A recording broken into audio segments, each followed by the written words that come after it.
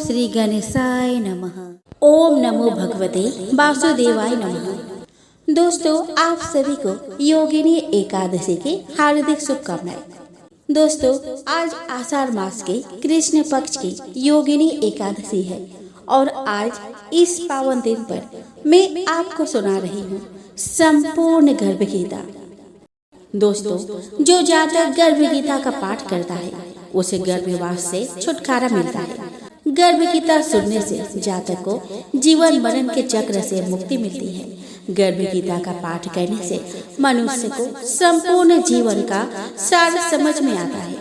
गर्भ गीता का पाठ करने से मनुष्य को भगवान के श्री चरणों में स्थान मिलता है। गर्भ गीता का ही एक पाठ है। उस पाठ को अगर गर्भवती महिला सुनती है तो अच्छे तथा संस्कारी संतान की प्राप्ति होती है। गर्भ गीता का पाठ करना या सुनना गर्भवती महिला के लिए अति उत्तम माना जाता है। हर एक गर्भवती महिला को गर्भ गीता का पाठ अवश्य करना चाहिए। इससे आपका संतान अच्छे विचारों वाला बनेगा। तो चलिए हम श्रवण करें संपूर्ण गर्भ गीता। दोस्तों, गर्भ गीता की शुरुआत में अर्जुन भगवान से यही प्रश्न पूछते हैं कि आत्मा का पुनः पुनः जन्म क्यों होता है। इस जन्म में उसके क्या कर्तव्य होते हैं। किन पाप कर्मों के कारण वह जीवन में अनेक दुखों को पाता है और किन कर्मों के कारण वह जीवन में अनेक सुखों की प्राप्ति करता है और अंत में वह कौन सा मार्ग है जिसके द्वारा वह मोक्ष और मुक्ति को प्राप्त करता है। अर्थात वह आत्मा कब भगवान में ही लीन हो जाती है और उस आत्मा का जन्म मरण का सारा दुख समाप्त हो जाता है। परंतु जिसे मुक्ति नहीं मिलती उन्हें अलग अलग योनियों में जन्म लेकर अपने अच्छे व बुरे कर्म को भोगना पड़ता है। अर्जुन कहते हैं कि हे भगवान, कृपया बताइए कि जीव जब गर्भ में आता है तो वह किस पूर्व कर्म के कारण आता है। हे मधुसूदन, प्राणी जन्म के पूर्व गर्भवास का कष्ट भोगता है और जन्म लेते समय भी असहाय कष्ट पाता है। इसके उपरांत वह संसार में रहकर रोग पीड़ा भोगता है। उसे बुढ़ापा आता है, प्राणी की मृत्यु भी होती है। अस्तु प्रभु जी, कृपया यह बताएं कि वे कौन सा कर्म है जो प्राणी को जन्म मरण से रहित बनाते हैं। श्री भगवान कहते हैं कि हे अर्जुन, जन्म मरण का बंधन उन प्राणियों की नियति है जो संसार में लिप्त रहते हैं। ऐसे प्राणी संसार में अनुरक्त रहते हैं, अर्थात संसार के नश्वर पदार्थों से ही प्रेम करते हैं। वे संसारिक वस्तुओं की कामना करते हैं। प्राणी संसार की माला पाने की चेष्टा तो करता है, परंतु मेरी भक्ति पर ध्यान नहीं देता। इसके कारण वह बारंबार और अनेक योनियों में जाकर जन्म मरण का दुख उठाता है। अर्जुन कहते हैं कि हे जनार्दन, संसारिक माया मोह से मुक्ति तो बहुत कठिन है। माया चित हर लेती है। मन, काम, क्रोध, लोभ, मोह और अहंकार रूपी विकार से घिरा मदमस्त हाथी है। तृष्णा रूपी शक्ति इसे प्रेरणा देती है। 5 विकारों में अहंकार प्रबल है जो कि प्राणी को नरक में ले जाता है। हे ऋषिकेश, इस मदमस्त हाथी को कैसे भस्म किया जाए। मन को भक्ति में लगाने हेतु क्या उपाय करना उचित है। श्री भगवान कहते हैं कि हे धनंजय, जैसे मदमस्त हाथी को भस्म करने के लिए अंकुश की आवश्यकता होती है, उसी प्रकार मन को वश करने के लिए अभ्यास द्वारा ज्ञान प्राप्त करना आवश्यक होता है। भक्ति और ज्ञान बराबर अभ्यास करते रहने पर ही प्राप्त होती है। अर्जुन कहते हैं कि हे मधुसूदन, आपकी भक्ति के लिए कोई वन खंडों में जा रमते हैं और कोई बैरागी बनकर स्थान स्थान पर भ्रमण करते रहते हैं। हे प्रभु, कृपया बताएं कि आपकी भक्ति कैसे मिल सकती है। श्री भगवान बोलते हैं कि हे अर्जुन, मेरी खोज में वन वन भटकते सन्यासी अथवा स्थान स्थान पर जाने वाले बैरागी मुझे तब तक प्राप्त नहीं कर पाते जब तक उनके हृदय में मेरा निवास नहीं होता।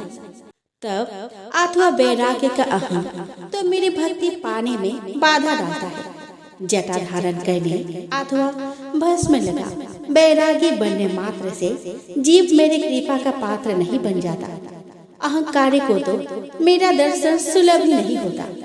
मैं शुद्ध हृदय वाले सतत अभ्यासी ऐसे जीव को मिलता हूँ जो काम, क्रोध, मोह, ममता और अहंकार से परे है।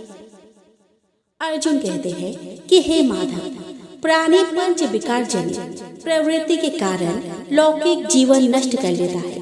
हे मुरारी, कृपया बताएं कि वह कौन सा पाप है जिसके कारण किसी व्यक्ति की स्त्री असमय मर जाती है। किन पापों के फलस्वरूप अल्पायु में पुत्र मर जाता है। कौन से पाप के कारण व्यक्ति वीर्यहीन हो जाता है। श्री भगवान कहते हैं कि किसी का लिया हुआ ऋण नहीं चुकाने वाला व्यक्ति पत्नी हानि का दुख उठाता है। उसी प्रकार किसी की धरोहर को न लौटाने वाले का पुत्र अल्प आयु में मर जाता है। किसी को सहयोग, सहायता का आश्वासन देकर भी समय आने पर सहयोग न करने वाला वीर्यहीन होता है। यह सब भयंकर पाप है जो स्त्री पुरुष एकांकी भोगते हैं। अर्जुन कहते हैं कि हे दयानिधि, किस पाप के फलस्वरूप प्राणी सतत रोगी रहता है और किस कुकर्म के फलस्वरूप बोझा ढोने वाला जघन्य पशु बनता है। श्री भगवान कहते हैं कि हे अर्जुन, कोई सौभाग्य काक्षिणी कन्या को बेचने वाला सतत रोगी रहता है। अभक्ष्य भोजन और मादक द्रव्य का सेवन करने वाला अधम योनि में जन्म लेता है। झूठी गवाही देने वाला, भोजन बनाकर पंच कबल कर स्वयं भोजन करने वाला बिल्ली और सूकर की योनि प्राप्त करता है। अर्जुन कहते हैं कि हे प्रभु, इस संसार में जिनको आपने धन धान्य दिया है और उत्तम साधन दिए हैं, तो उनका पुण्य क्या था। श्री भगवान कहते हैं कि उत्तम रीति से सुयोग्य पात्र को स्वर्ण आदि दान करने वाला धन धान्य और वाहन आदि पाता है। सत्य सनातन वैदिक रीति से सुयोग्य वर को विधि पूर्वक कन्यादान करने वाला उत्तम मानव योनि का अधिकारी बनता है। अर्जुन कहते हैं कि हे प्रभु, संसार में कोई तो सर्वांग सुंदर है और कोई कुरूप है।